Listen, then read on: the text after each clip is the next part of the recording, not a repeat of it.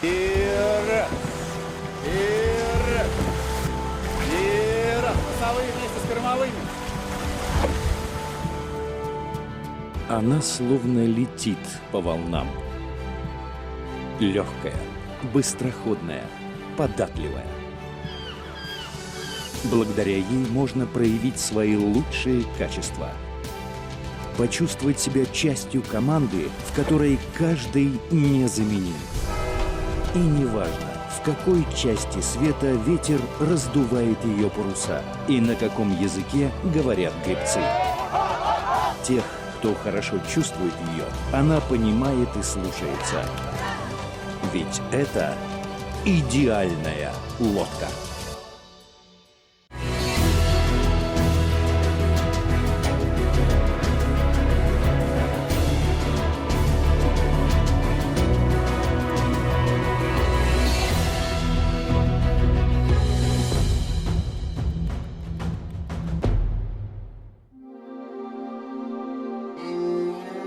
Что отличает идеальный экипаж? В такой парусно-гребной шлюпке, как «Гичка», он должен действовать как одно целое, ведь эта лодка требует первоклассной командной работы. Именно на «Гичках» один раз в 2 года проходят международные соревнования Atlantic Challenge International. Это уникальный международный проект, в рамках которого молодежь по всему миру самостоятельно строит деревянные 12-метровые капитанские гички «Бантри-Бэй», копии старинной французской лодки XVIII века, которая находится в Национальном морском музее в Дублине. В мире уже порядка 80 таких лодок. Команды ходят на них в море, участвуют в фестивалях и гонках. На этот раз соревнования проводятся в старинном городе Роскиле в Дании. Впервые в истории Atlantic Challenge Россию представляют сразу 2 национальные команды – Atlantic Challenge Россия на гичке «Динité» и команда «Штандарт» на гичке «Нати». Им предстоит сразиться как между собой, так и с 12 командами из разных стран мира.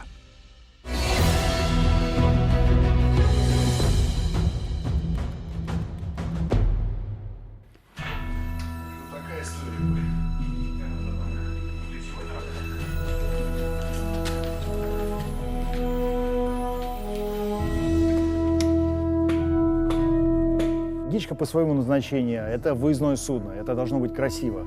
Поэтому, конечно, для гички выбирали самых лучших, самых крепких, тех, кто умеет грести, тех, кто в состоянии грести быстро и сильно, заставить эту лодку переместить капитана или адмирала, или важную особу с корабля на берег, либо с берега на корабль быстро. То есть это был основной принцип, это был даже, своего рода шарм, ведь всегда капитаны, они козыряли внешним видом корабля, внешним видом команды. И вот гичка, то, как они слаженно гребут, какие гребцы крепкие. Естественно, 2 гички оказались на воде с разных кораблей, тут же возникает соревнование, кто быстрее.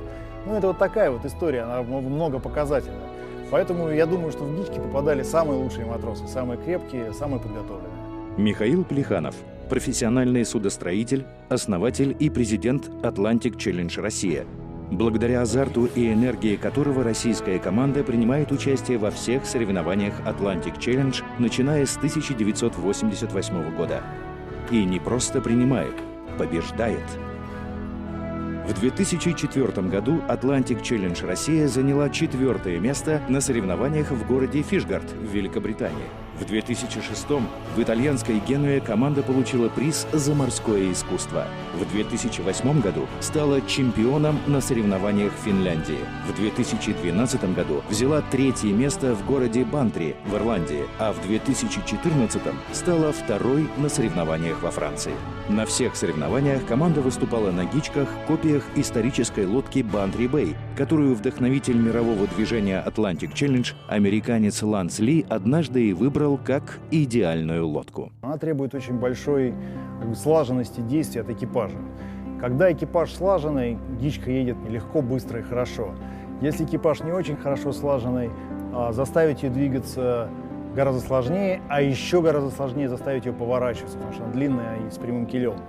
И вот смесь этих качеств, она понравилась очень Лансу Ли, и он решил, что это идеальный снаряд для того, чтобы молодых людей сажать в него, отталкивать от берега, и чтобы они внутри, уже находясь в рамках одной лодки, решали проблемы коммуникации с друг другом, учились, противостояли силам природы, умели планировать свои движения с точки А в точку Б. Как он считал, это такие качества, которые, в принципе, молодому человеку нужны в жизни, в любой ее сфере. Но прежде чем сесть в лодку, команда должна ее самостоятельно построить, причем по историческим чертежам.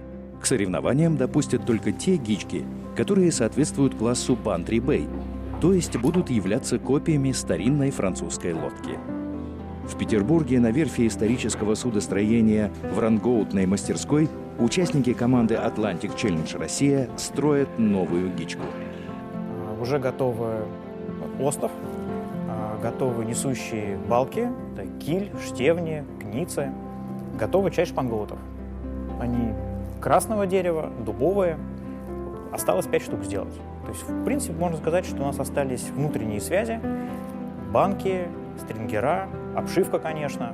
В наши дни на замену дереву давно пришли новые высокопрочные материалы. Суда и яхты строят из пластика или стали. Но здесь задача другая. Лодка должна быть максимально похожа на оригинал. А это значит, в 21 веке им нужно строить как в 18-м.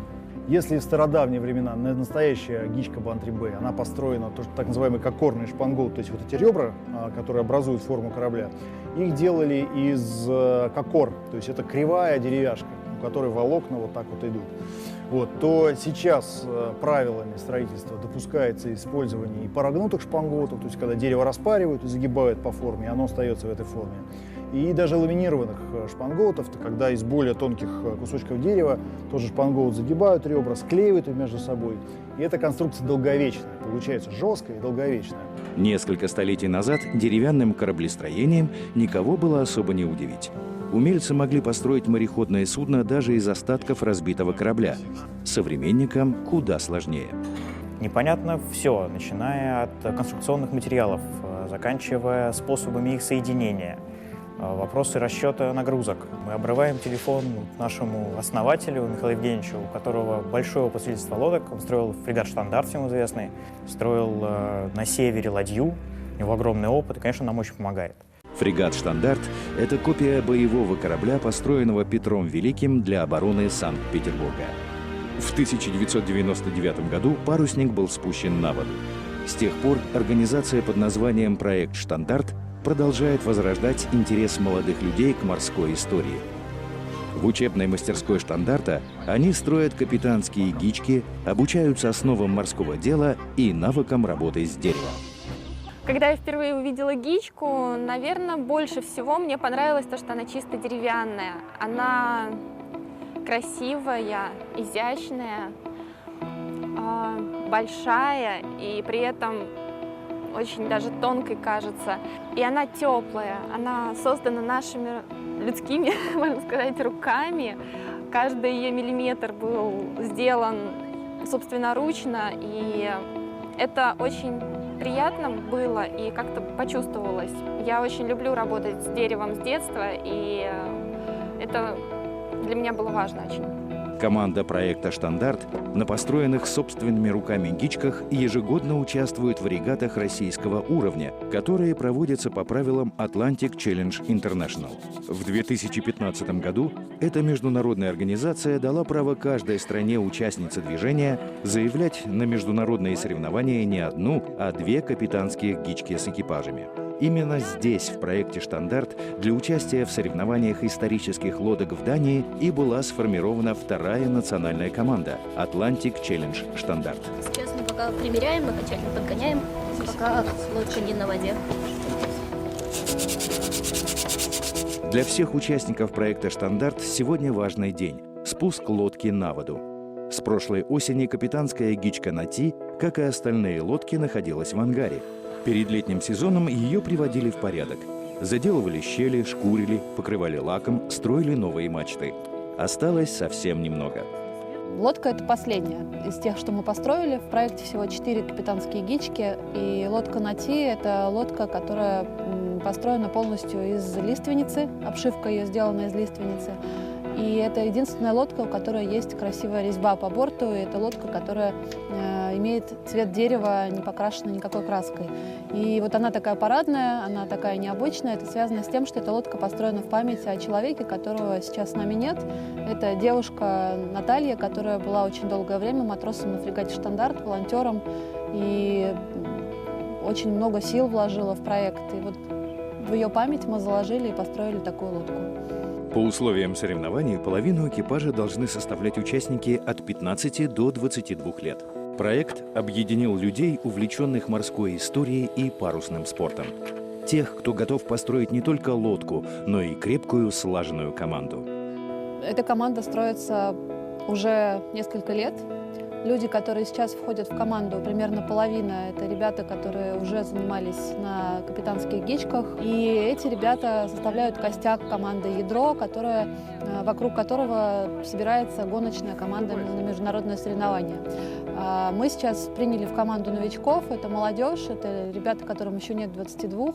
Эти ребята будут учиться с нами.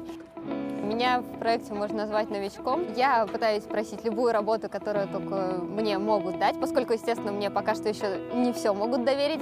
Пока я только красила, шкурила и лаком покрывала. Весло я еще ни разу не держала, ну только вот когда-то давно, в детстве, там на лодочках.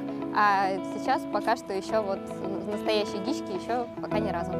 Очень хочу, жду начала сезона. Первый день мне еще пока не дали весло. Я так со стороны смотрящая, но надеюсь, что скоро уже смогу испробовать себя в роли гребца. Работа у меня сидячая, инженер по тестированию. Образование у меня тоже техническое, но это не давало мне ни какого-то азарта, ни сияния в глазах, ничего подобного. И именно здесь я обрела то, что мне очень не хватало. Ребята сообразительные, и девчонок очень много. И строгать, и пилить все, в общем-то, с готовностью, потому что ручная работа, она привлекает. Художник-реставратор по профессии, превосходный плотник по призванию Сергей Алфеевич Неуступов – главный человек в мастерской проекта «Штандарт».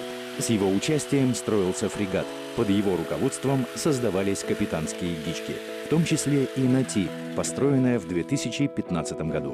Да уверен, что эта лодка составит конкуренцию любым лодкам мира. Во-первых, она построена из лиственницы, сделана с любовью, руками волонтеров, под присмотром наших специалистов. Я уверен.